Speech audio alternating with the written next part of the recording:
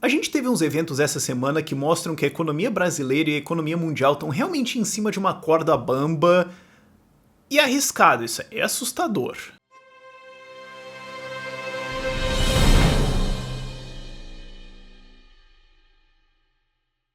E desculpa que não teve vídeo amanhã, hoje vai ser uma pauta bem simples, amanhã também, mas é porque a gente tá terminando um grande projeto aqui no canal, vocês vão ficar sabendo disso lá em julho, mas é uma correria agora, então desculpa por essa ausência um pouquinho, outras coisas assim. Mas vamos voltar pro assunto, porque assim, ok, Pedro Parente foi demitido, presidência lá da Petrobras, o cara caiu, tal, ou foi caído, não dá pra saber realmente, tudo mais, e a gente pode conversar sobre isso e tudo mais, mas eu gosto de conversar às vezes sobre o que não tá sendo visto, e uma coisa que a gente pode perceber é assim, peraí, o presidente da Petrobras pediu demissão e a ação caiu 20% quase instantaneamente, levando basicamente a bolsa brasileira inteira junto.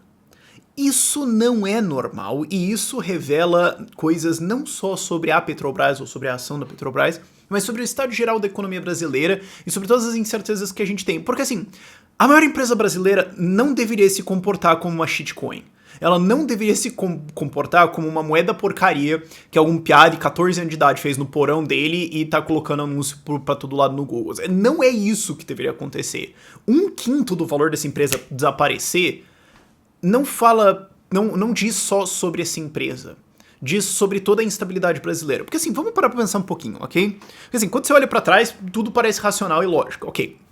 Mas assim, ok, você fica sabendo, Pedro Parente pediu demissão, né? O cara tava fazendo um bom trabalho na Petrobras, legal, tava recompondo a empresa pra caramba, ok, mas assim, a gente não sabe quem que vai ser o sucessor dele, quer dizer, agora a gente sabe, mas a gente não sabia, certo? Então pode ser que ele peça demissão e entre um cara tão bom como ele, ou um pouquinho pior, ou pode ser que entre um cara ainda que fala mais, não, que o Pedro Parente vendeu, eu vou vender 3 vezes em 2 semanas, cara, vai ser, nossa, vai ser a privatizada louca.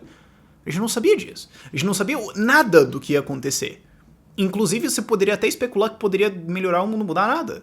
Mas em cima só disso aí, 1/5 do valor da empresa desapareceu.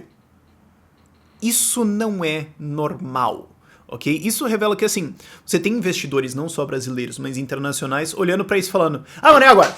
Dane-se isso aqui, tchau. Sabe, você tem esse tipo de coisa acontecendo. Você tem um monte de gente colada em política, um monte de gente pensando que a qualquer momento a coisa pode cair.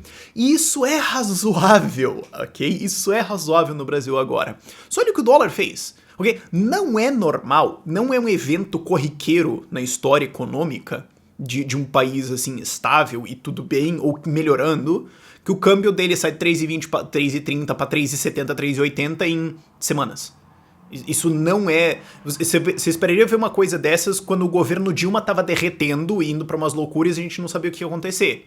Naquela época você olhava, ok, mas por que a gente tava numa movimentação semelhante agora em que, ok, teve greves caminhoneiros e tal, mas isso foi só depois do dólar, quer dizer, não tinha nenhum grande evento político e o câmbio tava indo por diabo. Só ele fala, não, tem alguma coisa mais profunda aqui. E claro, como eu falei, isso é racional. Você tem agora toda a incerteza do Brasil. Será que a gente vai falir? Será que a gente não vai falir?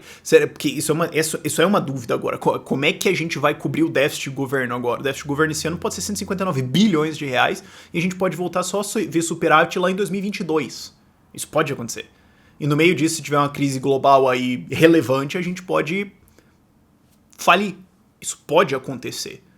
E ainda em cima disso, você tem uma eleição presidencial em que, muito provavelmente, o vencedor vai ser um de Álvaro Dias, Ciro, Marina, Alckmin ou Bolsonaro. E você olha e fala, não tem como nada de bom vir disso aí. Minha nossa senhora. O mercado até gosta um pouquinho mais do Alckmin por vários motivos, eu discordo totalmente disso, mas não vai aqui a questão.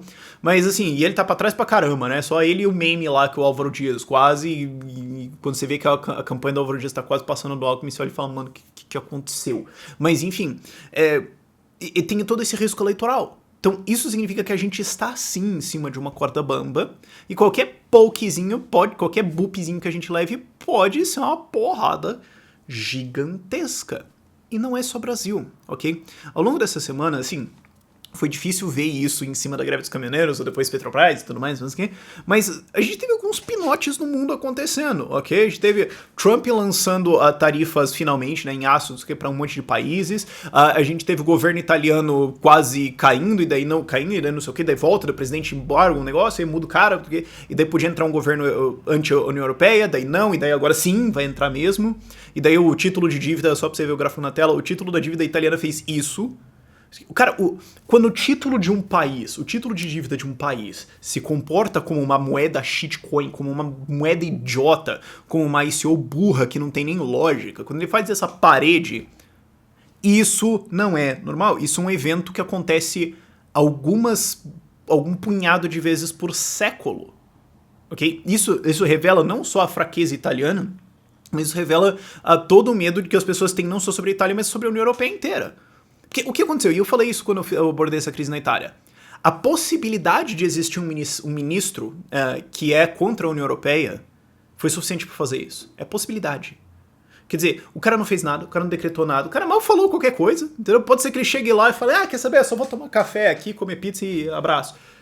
E todo mundo já tá se escagrando, correndo pra todo mundo. Você fala, mano, peraí, isso não é normal. Isso não é razoável. O governo espanhol caiu, não sei se ficou sabendo. O Rajoy tomou um voto de não confiança lá, caiu, assumiu um governo socialista também, né? Essa semana títulos espanhóis explodiram. E um monte de coisa tá acontecendo assim. E você vê, não só, isso é um artigo também que saiu no Sovereign Man, vai estar... pior que não vai estar na descrição, porque agora tem essa coisa do YouTube. E pior que eu tirei os links, os vídeos agora estão bombando, então não sei, mas...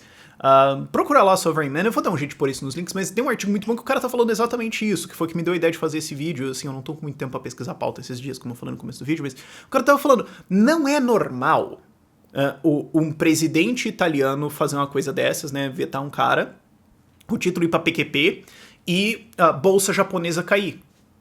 Não é normal, não é tradicional isso, não tem nem muita conexão. Quer dizer, o que um investidor japonês vai estar se cagando pra um ministro?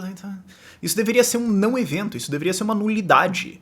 Mas ainda assim, isso afetou pesadamente mercados para todo lado. O que mostra, o que fala, de novo, não só... Assim como a Petrobras dá esse pinotizão louco para todo lado, não fala só sobre a Petrobras, esses movimentos na Itália, na Espanha e tudo mais, esses movimentos que as bolsas vêm fazendo por aí, quando você tem uma notícia que é tipo, é até interessantinho. Calma, gente!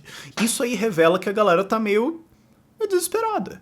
E claro, tem motivo, ok? Quem acompanha o canal há meses, os novos inscritos vocês podem estar um pouquinho mais perdidos, mas quem acompanha o canal há algumas semanas ou alguns meses no mínimo, já sabe que eu tô falando disso.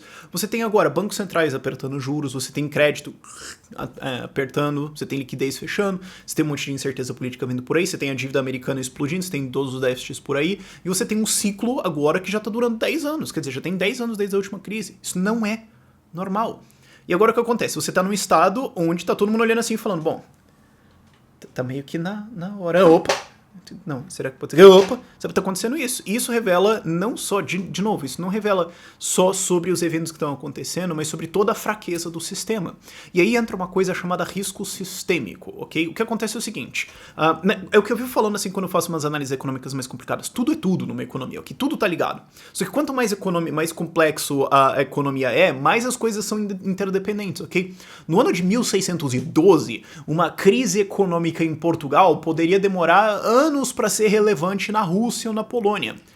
Hoje isso pode acontecer em segundos, ok? Bancos devem cada vez mais uns para os outros, você tem cada vez mais instituições ligadas e tudo mais, e o que acontece é que quando uma cai, puxa as outras. É isso que aconteceu em 2008, é isso que aconteceu em 1929, é isso que acontece em todas as crises. É só que agora, como a economia está muito mais complexa, eles estão muito mais interligados. A dívida tá tão alta, nunca teve tão alta assim, especialmente em tempos de paz, né, não durante a Segunda Guerra Mundial. A dívida nunca teve tão alta, os caras nunca tiveram uma alavancagem tão grande, risco nunca teve tão alto. Tanto que agora a possibilidade de um ministro italiano é o suficiente para fazer um bando europeu sair correndo como se fosse o fim do mundo. Isso aí é meio que uma cantada de bola pra gente. Tá estranho, né?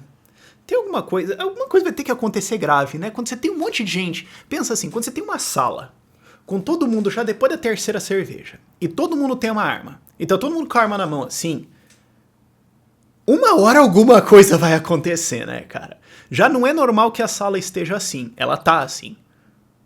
E aí o que acontece? Qualquer coisinha todo mundo já alguma coisa vai ter que acontecer em breve. Eu já fiz esse vídeo lá atrás falando assim, algumas semanas atrás falando, mano, dá vontade de dizer aqui agora, e esse tipo de coisa só reforça a minha tese. Mas enfim, é um vídeo meio divagação, mas... E é claro que o que aconteceu foi que eu dei o por esse vídeo aí, isso é tchau tchau, mas não é, porque eu ainda agora preciso pedir os likes de vocês pra que você curta o vídeo aí. Eu sei que não foi aquela coisa assim 10 de 10, mas vai, pode ser, você fala isso aqui, não, vai pra estimular, pra ajudar, pode ser esse. Se inscreva aí, ativa o sininho e tal, compartilha o vídeo com teus colegas, se bem que esse vídeo é um pouco mais complicado, né, um pouco mais complicado da galera notar, mas compartilha mesmo assim, né, vai que a galera percebe alguma coisa, ou sei lá, gosta do cenário, não sei. Mas agora sim, agora que foi pedido isso, e eu peço porque funciona, eu achava que não funcionava, tinha vergonha de fazer, mas eu percebi que funciona.